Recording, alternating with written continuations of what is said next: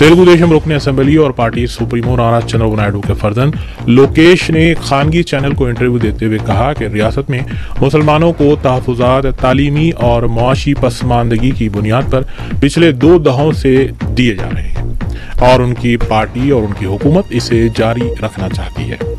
उन्होंने एनडीए हुकूमत में स्पीकर ओहदे की मांग किए जाने के सवाल पर कहा कि वो किसी पोस्ट के मुतालबात नहीं किए हैं बल्कि रियासत के लिए फंड्स चाहते हैं। कांग्रेस हुकूमत और वज़ीर आला रेवंत रेड्डी ने रियासत में इख्तिदार हासिल करने के बाद अवामी मसाइल की यकसुई के लिए प्रजावानी प्रोग्राम का आगाज किया, लेकिन माह मार्च में पार्लिमानी इंतखाबात के सिलसिले में इंतखाबी ज़ाब्ते अखलाक नाफिज होने के बाद इस प्रजावानी प्रोग्राम को बंद कर दिया गया था। जुमेरात के रोज़ रियासत में इंतखाबी ज़ाब्ते अखलाक ख़त्म होने के बाद जुमे के रोज़ से प्रजावानी प्रोग्राम का दोबारा आगाज हुआ। आज प्रजावानी प्रोग्राम में ओहदेदारों ने रियासत के मुख्तलिफ अजला से आने वाली आवाम से मुलाकात की। इस मौके पर असातिज़ा ने फौरी तौर पर मेगा DSC मुनक़िद करने का मुतालबा किया। टी नागेश्वर राव और वज़ीर सिविल सप्लाई उत्तम कुमार रेड्डी ने हैदराबाद की ताज कृष्णा होटल में 24 राइस समिट की 2 रोज़ा कॉन्फ्रेंस का शमा रोशन करते हुए इफ्तिताह अंजाम दिया। वज़ीर ज़राअत टी नागेश्वर राव ने खिताब करते हुए बताया कि तेलंगाना मुल्क भर में धान की पैदावार में मिसाली बनकर इसलिए उभर रही है क्योंकि यहाँ की हुकूमत किसानों को हर तरह की सहूलत फराहम कर रही है। वज़ीर सिविल सप्लाईज उत्तम कुमार रेड्डी ने खिताब करते हुए बताया कि रियासत तेलंगाना में 3000 राइस मिल्स हैं जिनकी वजह से धान को चावल में तेजी के साथ तब्दील किया जा रहा है। इस कॉन्फ्रेंस में दुनिया भर से 100 ममालिक के मंदुबीन ने शिरकत की।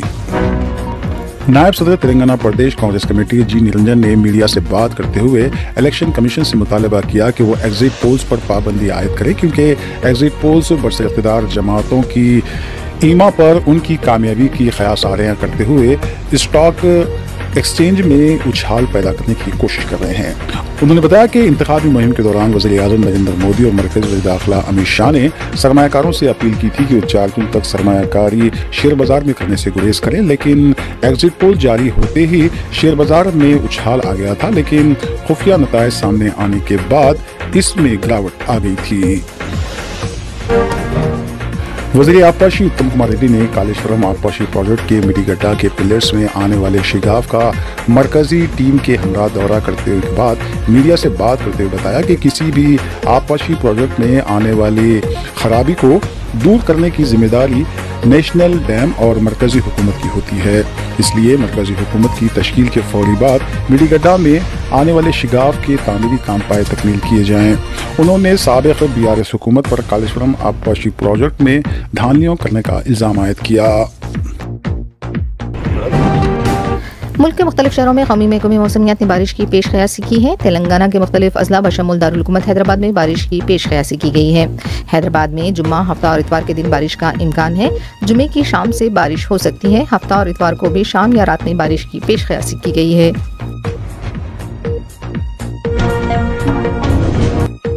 सदर मजलिस बैरिस्टर असदुद्दीन ओवैसी की सरपरस्ती में हल्के मलकपेट में तरक्याती कामों का सिलसिला जारी है। रुकन असेंबली अहमद वलाला की निगरानी पर अकबर बाग डिवीजन के पलटन में 150 mm डिस्ट्रीब्यूशन लाइन बूस्टर का इफ्तिताह अमल में आया। इस बूस्टर के आगाज से डिवीजन के अवाम को काफ़ी सहूलत होगी। रुकन असेंबली ने पलटन के मुख्तलिफ इलाकों के अलावा सपोटा बाग का भी तफसीली दौरा किया। मुकामी अवाम के मसाइल की समाअत की और ओहदेदारों को उनकी जल्द यकसुई की हिदायत दी। मुकामी अवाम ने रुकन असेंबली अहमद वलाला की गुलकोशी की और उनसे इजहार तशक्कुर किया। इस मौके पर मुतल्लिका कॉरपोरेटर सैयद मिनाजुद्दीन भी मौजूद थे।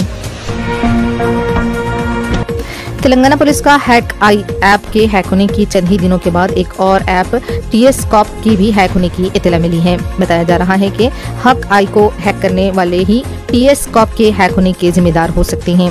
तेलंगाना पुलिस की तरफ से TS कॉप को मुख्तलिफ जराइम की यकसुई के सिलसिले में इस्तेमाल किया जाता था। इस हैकिंग के बाद महकमे पुलिस चौकस हो गया है। एक हफ्ते के दौरान तेलंगाना पुलिस का मेजर डाटा लीक हुआ है और ये एक ही हैकर की कारस्तानी समझी जा रही है। साइबर क्राइम पुलिस को भी अलर्ट कर दिया गया है। Additional director general DG CID शिखा गोयल ने बताया है कि इस सिलसिले में केस दर्ज किया गया है और तहकीकात जारी हैं।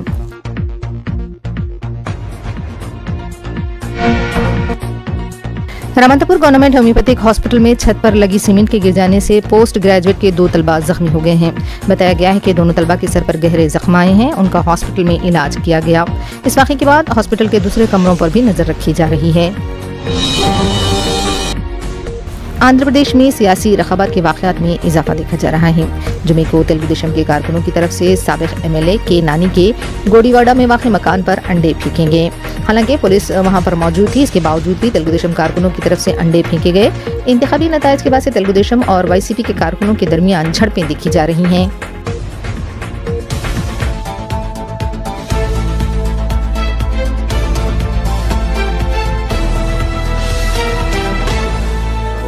आपकी सेहत हमारी जिम्मेदारी। हम करते हैं आपकी दिल की हिफाजत। माहिरीन की टीम हमारे पास जदीद आलात के साथ। ख्याल दोनों का हम रखते हैं। हर लम्हा आपके साथ, आपके लिए, आपके बजट में।